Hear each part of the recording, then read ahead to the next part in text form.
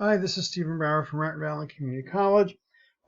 This demo is meant to accompany the chapter on searching and sorting, and it's a demo file that, by the way, this does exist in Canvas. Well, actually, it will exist by the time the video is posted, but the demo in Canvas, well, I'll go through this demo. What's the point? Well, you know what, let me run this. Let me hit the right key. Let me run this. At the present moment, what the demo does is it generates a random number of random values into an array of a particular size. So here we're dealing with an array of 10 elements, and these are random numbers that are in it. It'll then perform multiple linear searches, which is going to be set up above. Right now it's only doing 10 and it's displaying them. And a linear search is going from beginning to the end. It's then going to sort the array using the selection sort, and then it's going to do a series of binary searches trying to find the data. So this is roughly what's going on. This array chapter 2, this is really just for holding on to the array itself. So here, this is where it will allocate the array, and it will fill it based on the values. So num elements currently, which we have at 10, and then the max value currently at 1,000, just so it's easier to display. The linear searches, let's go and take a look here. Let me navigate to this source, which is calling the linear search in the searching chapter 2. And the linear search is just looping from the beginning to the end. And so this does not assume that, well, the array can be unsorted, which is what we're doing on the unsorted array. And we're going from the beginning, looking to see if we can find the value that exists. So for here up in main, the first thing we're doing is after the array is populated, we're going to then perform a series of searches, linear searches.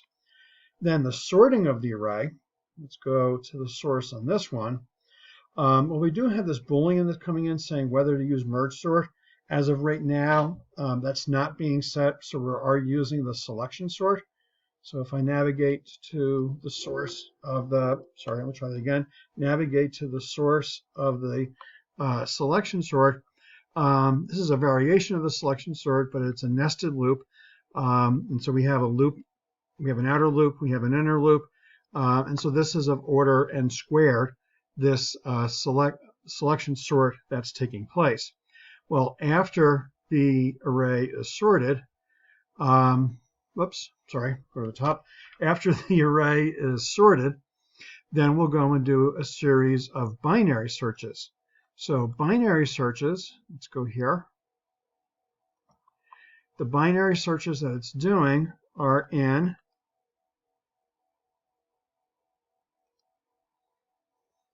and now this is a recursive version of the binary search. What it does is it will sort of cut the array in half, and after it cuts the array in half, we'll check to see is the middle value what we're looking for. If it is, we found it. If not, we'll continue our search either on the left or the right. So if we have a large array, let's just say 1 million items, halfway through about 500,000, we'll look at that value. If it's what we're looking for, great, we're done.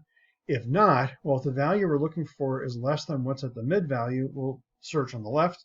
If the value that we're looking for is greater than what's in the middle, we'll then search on the right. And so the binary search requires a sorted array, which is why the array is being sorted before that's being done. Okay, so this, at the present moment, the values that I have in terms of running this, I'm displaying the actual data. So here's the unsorted array, here's the sorted array. I'm showing the success, failure of the searches, which with these low values is not finding it. I'm also showing the nanotime. Now the nanotime has to do with the JVM and the time that it's actually running in the java.exe. Let me turn the displays off for now So display search results, no. Display array, no. Let's increase the number of searches. So we'll do, that's 100,000 searches. Let's increase the number of elements to right now just 10,000. And let's have the max value, that looks like it's 100 million. And so now this is 10,000 elements right now. Let me go and run it. And so what it did is it did 100,000 linear searches, took 0.32 nanoseconds or nanotime seconds, sorted the array using the selection sort. The sort took 0.072 nanotime seconds, and then the 100,000 binary searches took 0.02 of the nanoseconds. Okay, so let's make it 300,000 elements. Okay, so now if you think 300,000, it's not really that many. Yes, I know it's a third of a million, but we're only talking 300,000. And let's see how this will perform. Okay, well, linear searches, it seems to be taking more because it has to search through these 300,000 elements in order to find it. Now it's doing the sort. Oh, let's do an estimate for a second. So if we have 300,000 elements, and the sort, the selection sort is order n squared, hundreds, thousands, millions, billions. So 90 billion steps is the estimate.